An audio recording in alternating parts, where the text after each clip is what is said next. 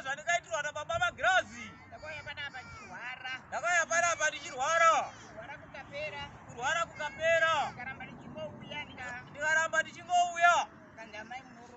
Ndikanzi amai munoroya. Ndakashandirwa nababa uko.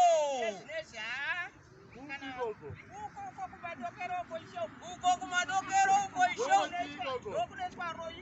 Ndokuneswa varoyi. Saka ndinotenda nokuti ndakashandirwa. Saka ndoda kuzivisa vanhu vesangano rino kuti ukabatwa unoroya. Ende wakafara ikoko. Unogara ikoko. Ndichapera zvese. Ndinotenda nezvandakaitirwa naIshe.